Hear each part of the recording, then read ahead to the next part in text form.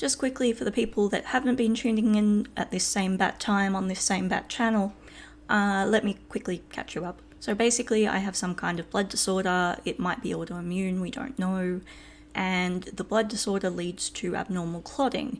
And these blood clots, unfortunately, have migrated to my lungs many times and caused what are called pulmonary embolisms, so blood clots in the lung.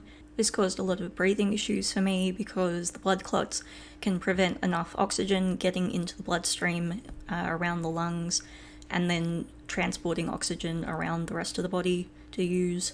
And often blood clots can be treated with blood thinners when they're caught, and they break down over time and things like that. For whatever reason, my body tries to help by scarring the blood clots over, which obviously makes things worse. So eventually I had to have basically an open heart and lung surgery called an endarterectomy, which I had in November 2018 or last year. And unfortunately, something that can happen during surgery is that a person can have a stroke. A stroke happens when there is a lack of oxygen in the brain due to a blood clot, and it can cause damage, if not death, of those particular brain cells. And I was 30 at the time, which is not the age that one expects to have a stroke. What was interesting was it actually did take quite a while to pick up on. I didn't show typical kind of symptoms like weakness on one side of the body or drooping, anything like that, so there were no physical symptoms. I was also not awake yet when the stroke happened, so I couldn't report any sudden loss in cognition or anything like that.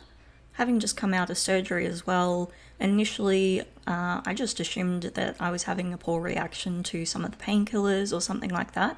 But after a little while we realised that it was probably a little bit more than that.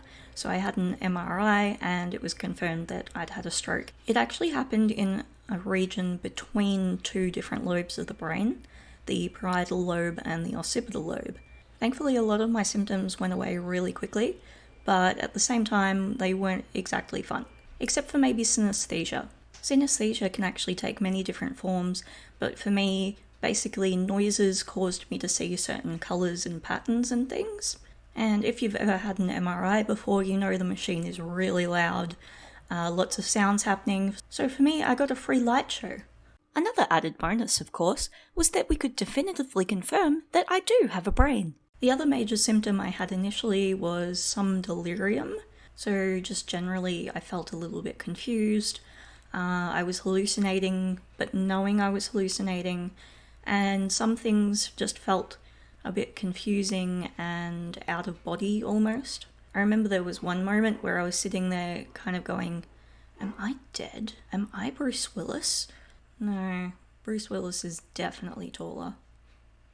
And at times I even thought things were happening around me that just couldn't be happening, and didn't make much sense.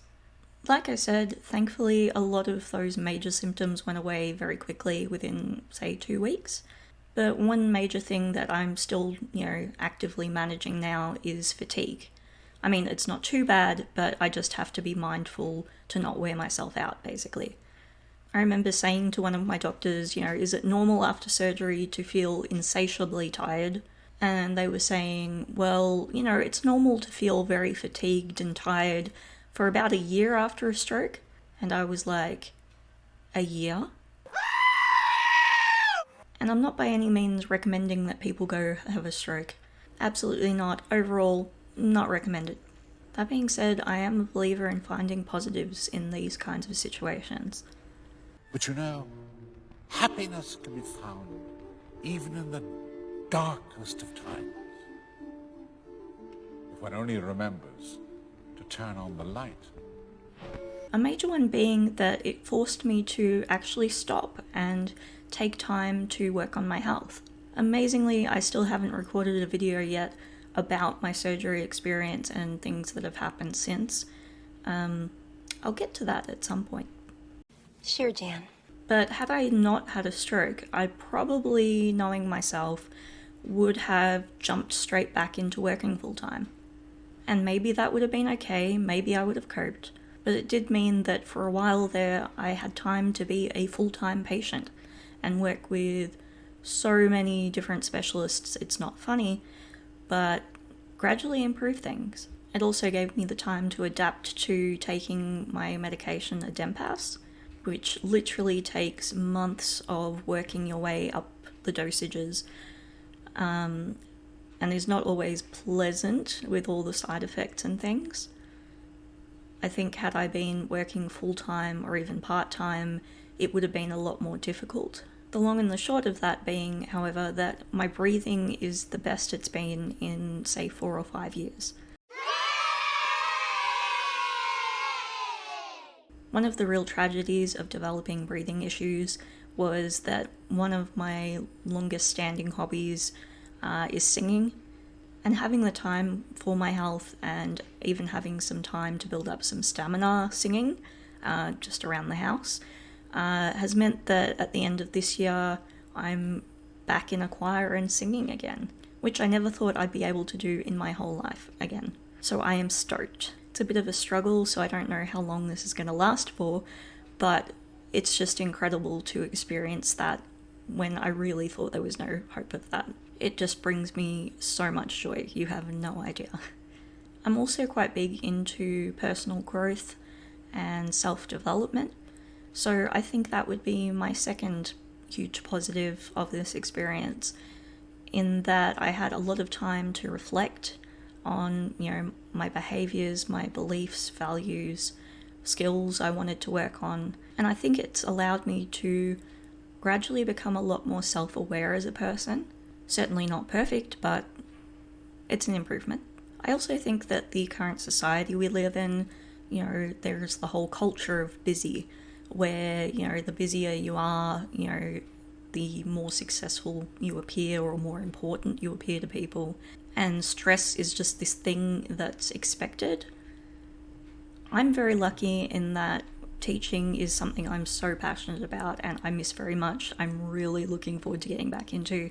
But at the same time, I think we also have this idea that if we stop working or studying, whatever your main kind of activities are, that somehow we're just going to fall off the face of the planet and it's going to be the end of the world. But life has continued and it's okay. Time to reflect and reevaluate things in my own life has been amazingly helpful for myself. Part of that for me has been getting better at accepting the things you can't change. So, for example, obviously I've been trying to look after my health as best possible, but strokes are something that take time to heal from, and you can't rush that healing. I certainly tried. I kind of thought, particularly with the tiredness and everything, that if I, went to bed and got up at the same time every single day and practiced good sleep hygiene, that I would just be able to, kind of carry on as normal, I guess. When, of course, that didn't work. And I found that the more time I actually just listened to my body and rested when I needed to, even if that was an excessive amount of time or felt like it, I think that's when, I started healing a lot more. When I was just listening to my body and what it needed and didn't try to push things. So people that know me would usually probably describe me as being very patient and empathetic. But actually, I think my next big positive I've taken away from everything was practicing patience and empathy in a different way to how I usually do. So one thing that happens when you have a stroke in Australia, Victoria anyway, is that you should report it to VicRoads, which I did, and it led to an amazingly expensive and tedious process of trying to get my license back for over a year. After getting doctor clearance, I had to do an hour-long interview, a written test, driving lessons, and do an on-road driving test again. Just a heads up if this happens to you, that's a thing. But it is important to prevent incidents like the one being depicted here. I do live by myself, or at least, with my dog and my rabbit, but they can't drive either, funny enough. So at times I have been a little bit isolated. And of course there's always the solution of public transport, but with my breathing issues it's not always that simple. Which has meant though that I've had to get better at asking for help. I have this friend that I really look up to and respect, and they've had some health issues as well. And in talking to them, I was kind of saying, well, if you ever need help, please do reach out to me. I could already tell by the end of the conversation that they just weren't going to use that. It actually really frustrated me because I genuinely wanted to help, and I am a person that likes helping others, and other people do as well. So why not let them? No one was meant to exist alone. Human beings are essentially very social creatures for a reason. So never feel ashamed in reaching out. It's not a weakness, it's actually a strength that I think everyone should work on developing. That same friend actually was saying to me at one point last year that I really needed to learn to back myself more. And that's something I've realized they were totally correct on, and was well timed because a lot of my stroke symptoms just rattled my confidence in doing things.